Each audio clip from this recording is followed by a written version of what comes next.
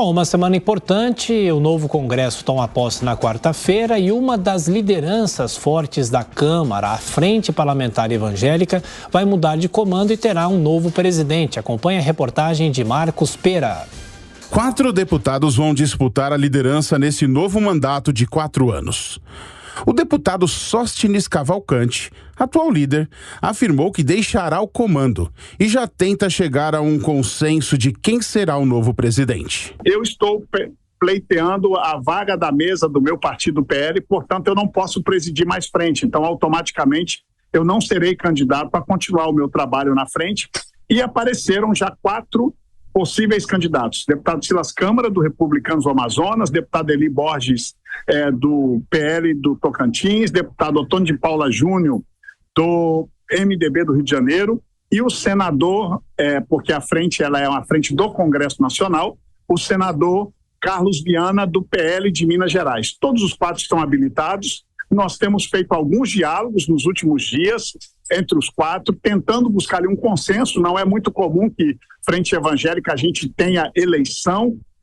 Estamos dialogando, ainda não chegamos a um consenso. Em caso que não haja consenso, eu já publiquei o edital de eleição, que vai acontecer no dia 2 de fevereiro, que seria na quinta-feira, às 10 horas da manhã, está convocado o edital de eleição. Nessa mesma entrevista, a Jovem Pan, o deputado do PL do Rio de Janeiro, afirmou que os parlamentares evangélicos, em sua maioria, vão votar juntos no atual líder da Câmara dos Deputados, Arthur Lira.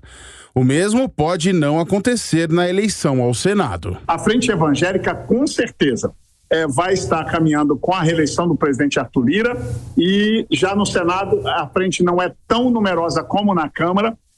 A maioria dos colegas terão lá a total liberdade para, entre as 2 candidaturas, estarem fazendo a sua escolha. Bom, então na quarta-feira, a posse do novo Congresso Nacional e também com as eleições das mesas diretoras. E Amanda Klein, vai ser uma mudança na composição de forças e essa bancada evangélica, a gente falou já hoje também da bancada do agro, como que tudo isso deve se recompor?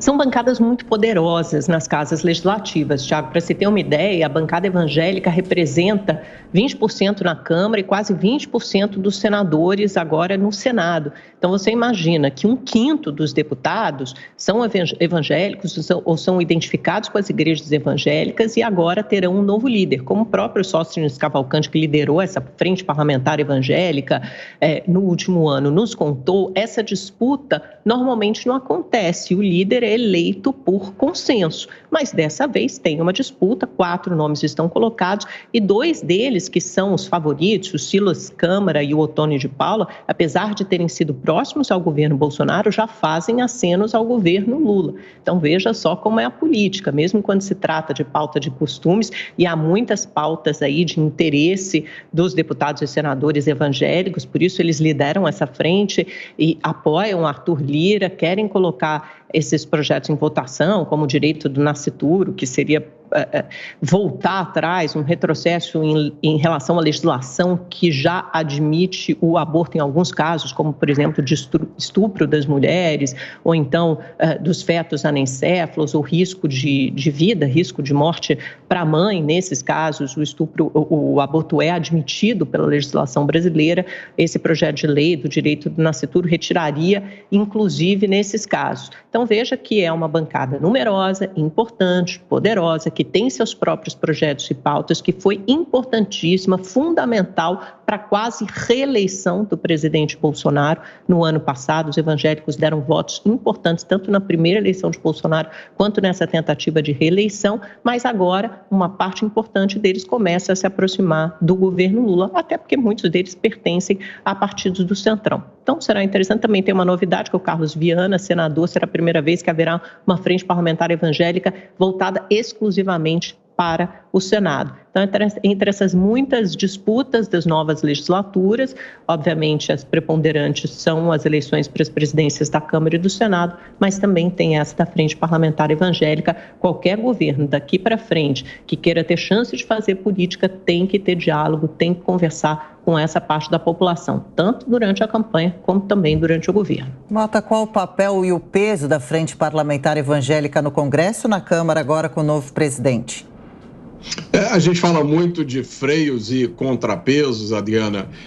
Geralmente a gente, quando fala em freios e contrapesos se refere ao mecanismo de equilíbrio entre os três poderes, né? Mas eu acho que aí está um exemplo de um freio ou contrapeso, que é a existência de uma bancada evangélica forte num governo de esquerda que tem na sua pauta vários itens que apresentam um conflito potencial muito grande com a pauta evangélica. Então, embora seja natural, um movimento natural em qualquer mudança de governo, que vários deputados que estavam aliados com o governo anterior busquem um alinhamento com o novo governo, não vamos entrar aqui no mérito desses movimentos, mas eu acho que, no caso da bancada evangélica, a situação se complica um pouco, né? Nós vimos aí que o deputado Ottoni de Paula é um dos que está concorrendo, se eu não me engano, né? Foi dito para a presidência, para a liderança da bancada evangélica, e o deputado Ottoni de Paula é um deputado bastante combativo, né? Então, vai ser interessante ver como esses deputados vão servir como um contrapeso e um freio a vários itens da pauta do governo que não são alinhados com a pauta evangélica.